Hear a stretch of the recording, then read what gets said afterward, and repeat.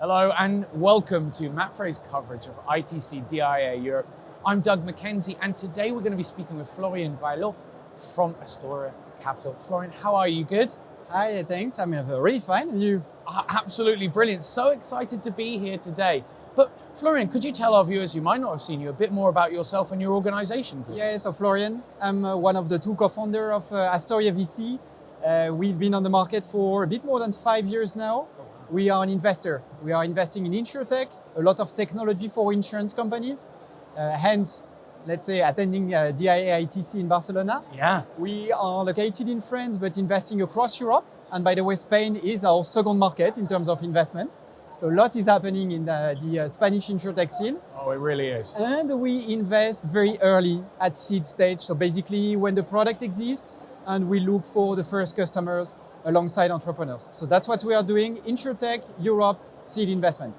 That's absolutely brilliant. I'm so excited to potentially get some insights into how you identify those organizations so early. But before I do, I'm intrigued to get your background and how you came into the insurtech industry. Yeah, that's a good question. And actually, I've been investing in tech startups for 15 years. Oh, okay. So I'm a pure investor. Yeah. And let's say I arrived in insurtech, more specifically at the very beginning of that industry back in 2014. So basically, even before the hashtag exists on Twitter to make it the right moment. Yeah. And I joined AXA Ventures, so the VC arm of AXA, the French and global insurance company. And the rationale behind was that obviously as an investor, joining a new fund is very exciting because you have money to invest. I can imagine. But it was very exciting to enter the insurtech space. Back then, there were a lot happening in fintech. And my assumption or thesis was that it would happen in insurance too. So being at the very early days of insurtech among one of the biggest players in the world would make sense. And 5 years later, I had the opportunity to create my own VC firm. So that's where I landed, quite randomly, like many players in insurance. But obviously there is still a lot to do, and I think that's what we will discuss together. Oh, most certainly, yeah. And it's an interesting perspective to link in with banking and how they went through their own phase maybe a decade ago, and the exciting elements that insurance can learn from. And speaking of, so if banking changed dramatically in the last 10 years, what were some of the most keen insights or the most exciting changes you saw in insurtech that made you go, okay, now this industry has room to grow? Yeah, I think that we are at a very key moment right now. Right. Basically at the end of the first wave of insurance innovation, so kind of insurtech 1.0, which was very about distribution. Almost 2/3 of startups created from 2010 to 2020 were addressing the distribution part of the value chain. So I think I need to focus on that part of the market. I would not use the disruption word because I believe that we are not there yet. Right. Nevertheless, I believe that insurance has a digitization challenge. I'm not saying that traditional distribution channels will disappear. It's rather, there is no way to believe that insurance would be the only industry worldwide not to embrace digitization at one point. So there is a need, which doesn't mean that if you are only providing digitization, it's enough to create a company. So that's where we are right now in the market. I believe it's not enough, but that's a need for the market. And the example I have in mind, it's quite funny because in France, on the French market, we did that for one of our investors on health insurance. Right. We reviewed all the ratings of the apps online. And it was very surprising and very insightful because the only application that were 4 stars or above out of 5 stars were insurtech companies. Interesting. All the insurance players were rather between 2 and 3 stars. Yeah. So there is a gap in terms of user experience online from incumbents and startup. There is something to learn. There is something to improve. Yeah. Again, it's not enough to do only that, but there is room for improvement. Yeah. So I think that the key learning from that first wave is that there is an opportunity either to partner or at least to improve the user experience through technology and digital journey.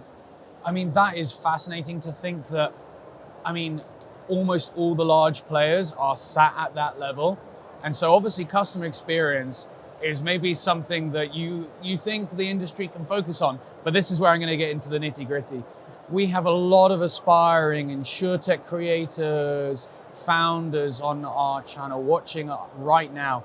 And I'd love to get the kind of, maybe if you could give them a secret sauce to, being found, being invested in, what would you recommend? Yeah, so first, maybe a kind of disclaimer, we love technology. So that's our entry point to insurtech. You need to have a technology. But I believe that the most successful startup and entrepreneurs are the ones that have the perfect balance between product and tech and insurance. And basically, we have plenty example on the market of founders that were really about technology only, and they fail. Other players that were very strong on the insurance side, but they fail too. And what we see as the most successful players are the ones that have the perfect balance. Again, because I believe that first, the insurance industry faces a challenge to attract tech talents. So if as a startup you can tackle that challenge and to bring technology to the insurance, you are delivering value to the insurance industry. On the other hand, it takes ages to sign contract with insurance companies. I can imagine it takes more than a couple of years. Yeah, definitely. I think that the usual pattern is between 18 and 24 months. Oh, so wow. That's very long. Yeah. So if for a startup as well. Yeah, for a startup, either How as you a can B2B stay player. liquid. Yeah, that's the core challenge, because you're right. When you raise money, usually you raise money for 18 to 24 months. So if it's the period of time that you need to sign a contract as a B2B company or to get insurance capacity as a direct distributor, that's a challenge. That's where having an insurance background could help, because then you can have access to the decision maker, you can shorten these processes. And by the way, as an insurtech investor, that's the value proposition that we have in front of our portfolio companies to accelerate the sales process, go directly to the sales, the decision maker, and also spot players that have this pain on their roadmap. So again, if you have the perfect match on tech product and insurance, normally you should have more chances to success.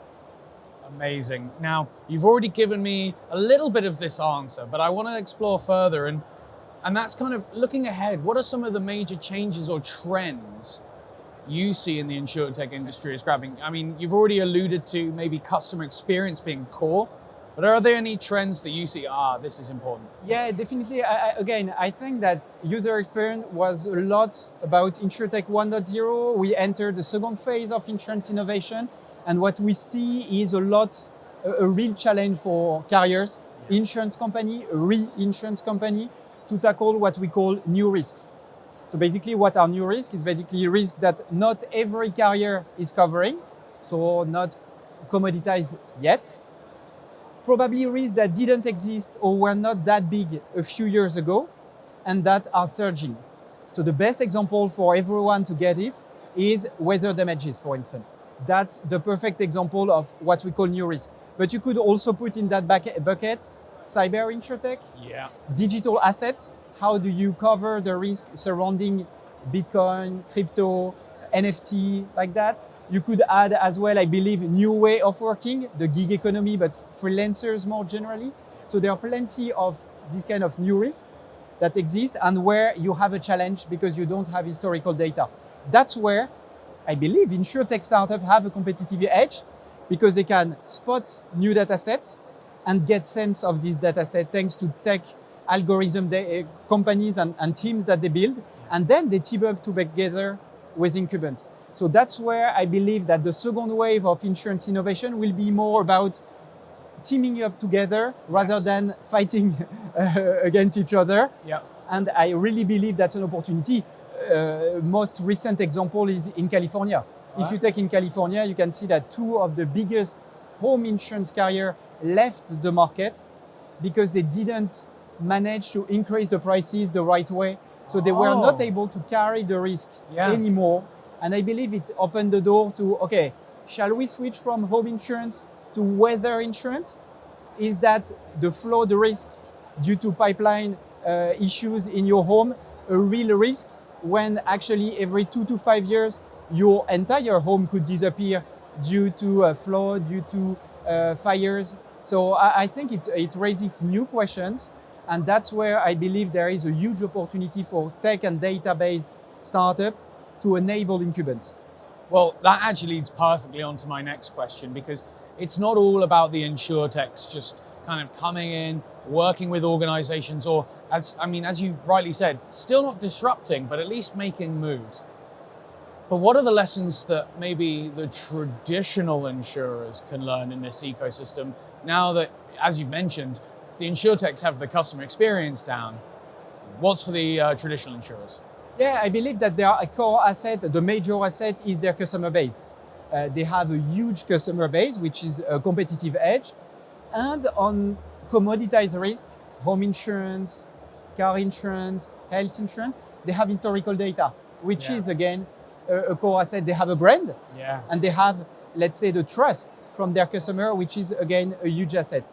Nevertheless, I believe that there is an opportunity rather on the tech side, because attracting and keeping tech talents remain a challenge for them.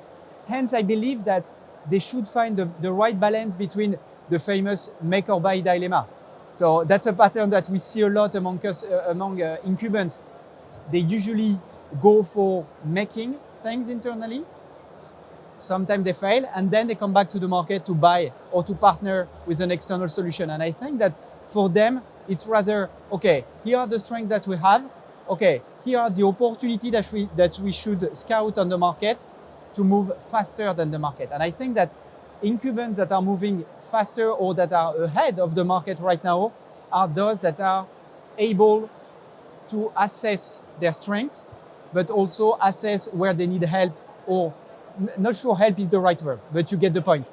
Leverage external it's solution. Having visibility of their strengths and their weaknesses to Exactly. create the ultimate value proposition. Exactly. That's and fascinating. Then they move faster. Tremendous. Now, speaking of creating the ultimate value proposition and knowing your strengths from your weaknesses, I know France is making huge moves in the insurance investment scene, but are there any particular geographies that you stand up and you go, that geography is being truly incredible when it comes to insurtech innovation? Yeah. So first and foremost, no surprise, as you mentioned, France, the UK and Germany are the biggest ecosystem in terms of insurtech. Nevertheless, two insights on that. First, Germany, that seems to be not lagging behind, but a bit slower or smaller in terms of insurtech compared to the insurance industry itself. Yeah. That's a pattern for the last 5-6 years. In the UK, the second quarter of this year was very slow, unusually slow, because the UK is usually above everything. I believe due to the fintech ecosystem, which is very strong in the UK too. So obviously it helps having a very strong insurtech scene. Yeah. So that's for the three biggest ecosystems. But that's a very interesting question, because the most active part of the insurtech scene in Europe is what we call the rest of Europe. So basically outside of these three markets, which are now close to a third. A third of every round is happening beyond these three biggest markets. And I'm not saying that because we are here in Spain, is that the Spanish insurtech scene is very hot, which I believe is really exciting, because there are a lot of companies doing there. And usually we see the pattern that I mentioned before, the right balance between tech, product and insurance. That's what we see on the Spanish market. We see a lot of entrepreneurs that are teaming up together, former insurance players with tech providers. They are teaming up together and providing data and value to the insurance industry itself. So if I had to pick one ecosystem that I believe is probably hotter than the insurance scene itself, I would go for Spain. That's so brilliant, because we're here today at ITC DIA Europe. It's just kicking off, but how's it been for you? Are you excited? Yeah, definitely. There is so many players there, and what I like is that for 2 days, basically you have all the European insurtech scene, which is there. So a mix of corporates, obviously, tech vendors, insurtech, and investors. That's the perfect mix, let's say, to move the industry forward, because there are still a lot to tackle in that space. Hence, that's what we are scouting right now. Most certainly. Florian, thank you so much for your time. It's been Thanks such a a pleasure. Thanks. Thanks.